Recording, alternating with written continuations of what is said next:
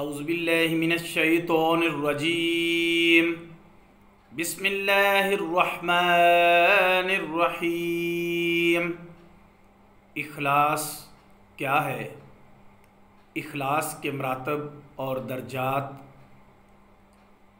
قرآن مجید کی آیات اور احادیث مبارکہ کی روشنی میں مختصراً گفتگو۔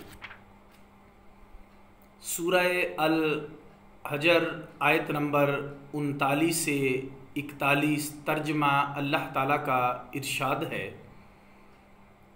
اس نے کہا اے میرے رب، چونکہ تو نے مجھے گمراہ کر دیا ہے تو میں ضرور ان کے لیے برے کاموں کو زمین میں خوش نما بنا دوں گا، اور میں ضرور ان سب کو گمراہ کر دوں گا سوائے ان میں سے تیرے ان بندوں کے جو اصحاب اخلاص ہیں۔ فرمایا مجھ تک پہنچنے کا یہی سیدھا راستہ ہے۔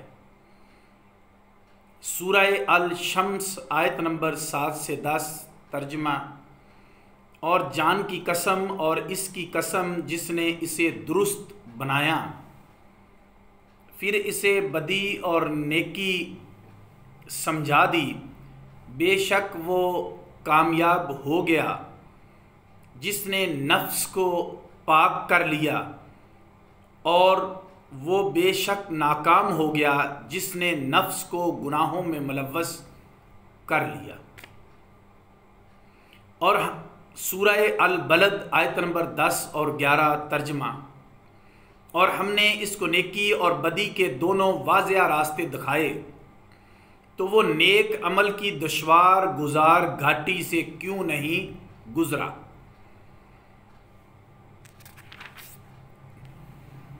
جھوٹ کی قباحت۔ اللہ تعالیٰ نے ابلیس کا یہ قول نقل فرمایا، اور میں ضرور ان سب کو گمراہ کروں گا سوا ان میں سے تیرے ان بندوں کے جو اصحاب اخلاص ہیں۔ ابلیس نے اپنے قول میں اصحاب اخلاص کا استثناء کیا، وہ ان کو گمراہ نہیں کر سکتا۔ اگر وہ ان کا استثناء نہ کرتا اور مطلقاً کہتا کہ میں سب کو گمراہ کر دوں گا، تو اس کا قول جھوٹا ہو جاتا، کیونکہ اس کو معلوم تھا کہ وہ اصحاب اخلاص کو گمراہ نہیں کر سکے گا، لہٰذا اس نے جھوٹ سے بچنے کے لیے یہ استثناء کیا۔ امام راضی فرماتے ہیں کہ اس پر غور کرنا چاہیے کہ جھوٹ ایسی قبیح چیز ہے کہ اس سے شیطان بھی احتراز کرتا ہے، بچتا ہے، تو مومن اور مسلمان کو جھوٹ بولنے سے کسی قدر زیادہ احتراز اور اجتناب کرنا چاہیے۔ سورہ النحل آیت نمبر 66 ترجمہ۔ ہم تمہیں اس چیز میں سے پلاتے ہیں جو ان کے پیٹوں میں ہے، گوبر اور خون کے درمیان سے خالص دودھ، جو پینے والوں کے لیے خوشگوار ہے۔ یعنی اللہ تعالیٰ گوبر اور خون کے درمیان سے اس طرح صاف اور خالص دودھ نکالتا ہے جس میں گوبر اور خون کی ذرہ برابر بھی آمیزش نہیں ہوتی۔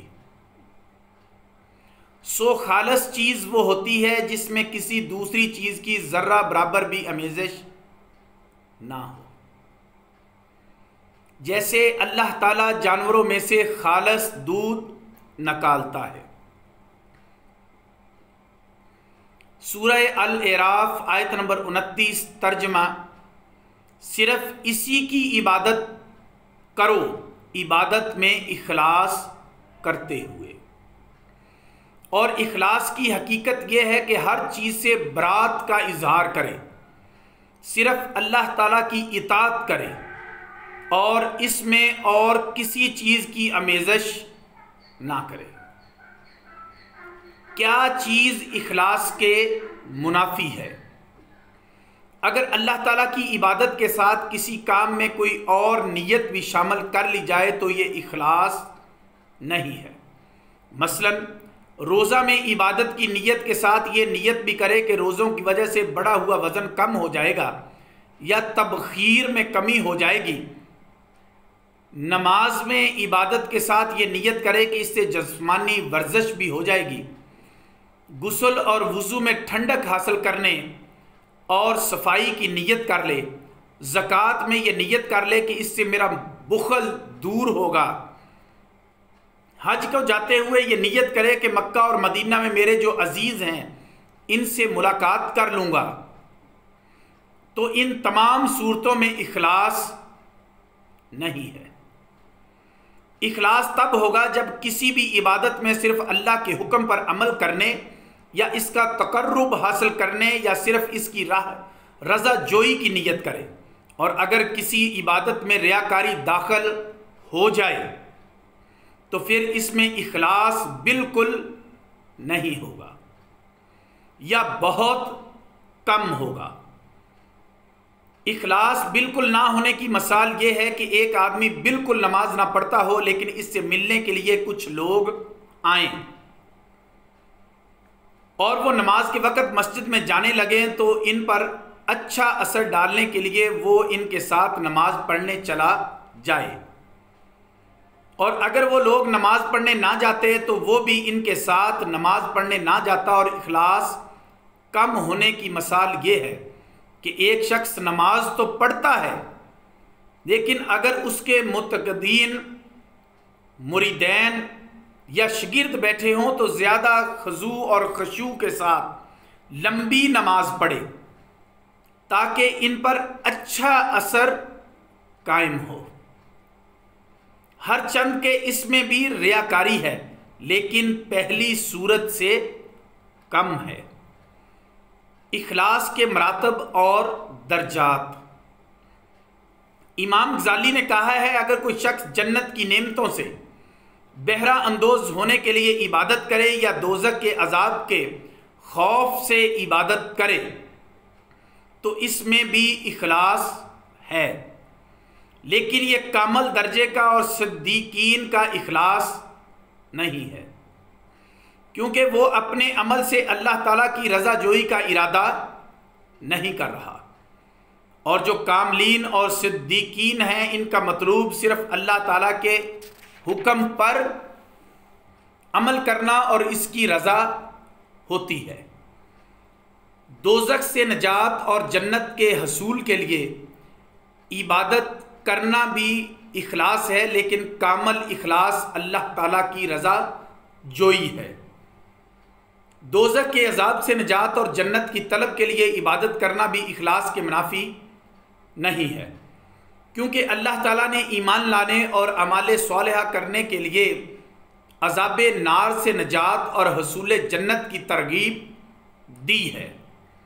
اللہ تعالیٰ کا ارشاد ہے سورہ الصف آیت نمبر 10 سے 12 ترجمہ، اے ایمان والو کیا میں تم کو ایسی تجارت بتاؤں جو تم کو دردناک عذاب سے بچا لے؟ تم اللہ اور اس کے رسول پر ایمان برقرار رکھو اور اللہ کی راہ میں اپنے مالوں اور جانوں کے ساتھ جہاد کرو، یہ تمہارے لیے بہت اچھا ہے اگر تم علم رکھتے ہو، اور وہ تمہارے گناہوں کو بخش دے گا اور تم کو ایسی جنتوں میں داخل فرمائے گا جن کے نیچے سے دریا بہتے ہیں، اور پاکیزہ مکانوں میں ہمیشہ رہنے کی جنتوں میں، یہی بہت بڑی کامیابی ہے۔ البتہ یہ ضرور ہے کہ کامل درجے کا اخلاص یہ ہے کہ اپنی عبادت سے اللہ تعالیٰ کی رضا اور اس کے دیدار کا ارادہ کرے۔ اللہ تعالیٰ فرماتا ہے سورہ البقرہ آیت نمبر 207 ترجمہ، اور بعض لوگ وہ ہیں جو اللہ کی رضا حاصل کرنے کے لیے اپنی جان فروخت کر دیتے ہیں۔ سورہ البقرہ آیت نمبر 265 ترجمہ، اور ان لوگوں کی مثال جو اپنے مالوں کو اللہ کی رضا جوئی کے لیے اور اپنے دلوں کو مضبوط رکھنے کے لیے خرچ کرتے ہیں اس باغ کی طرح ہے جو اونچی زمین پر ہو اور اس پر موسلادھار بارش ہو تو وہ اپنا پھل دگنا لائے۔ سورہ النساء آیت نمبر 114 ترجمہ: ان کے اکثر و بیشتر پوشیدہ مشوروں میں کوئی خیر نہیں ہے، البتہ جو صدقہ کرنے کا حکم دے یا کسی نیک کام کرنے کا یا لوگوں کے درمیان صلح کرانے کا، اور جو اللہ کی رضا حاصل کرنے کے لیے ان نیک کاموں کو کرے تو ان قریب ہم اس کو بہت بڑا اجر دیں گے۔ سورہ آل عمران آیت نمبر 15 ترجمہ: متقین کے لیے ان کے رب کے پاس ایسی جنتیں ہیں جن کے نیچے سے دریا بہتے ہیں، جن میں وہ ہمیشہ رہیں گے، اور پاکیزہ بیوییں ہیں، اور اللہ کی رضا اور خوشنودی ہے۔ اخلاص کے متعلق قرآن مجید کی آیات: سورہ البینہ آیت نمبر 5 ترجمہ: اور ان کو صرف یہ حکم دیا گیا ہے کہ وہ اللہ کی عبادت کریں اخلاص کے ساتھ اس کی اطاعت کرتے ہوئے۔ سورہ الزمر آیت نمبر 2 اور 3 ترجمہ: بے شک ہم نے آپ کی طرف حق کے ساتھ کتاب نازل فرمائی ہے، سو آپ اللہ کی عبادت کیجئے اخلاص کے ساتھ اس کی اطاعت کرتے ہوئے۔ سنو اللہ ہی کے لیے دین خالص ہے۔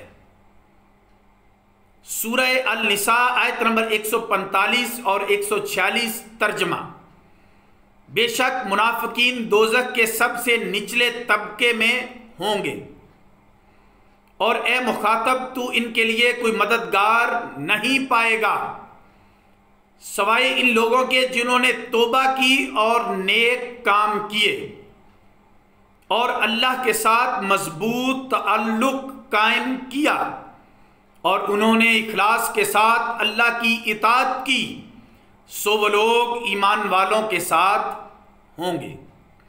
اخلاص کے متعلق احادیث مبارکہ: حضرت انس بن مالک رضی اللہ عنہ بیان کرتے ہیں کہ رسول اللہ صلی اللہ علیہ وآلہ وسلم نے فرمایا، جو شخص اس حال میں دنیا سے رخصت ہوا کہ وہ اللہ وحدہ کے ساتھ اخلاص پر تھا اور اس کی عبادت میں کسی کو شریک نہیں کرتا تھا، اور نماز قائم کرتا تھا اور زکوٰۃ ادا کرتا تھا، تو وہ اس حال میں مرا کہ اللہ اس پر راضی تھا۔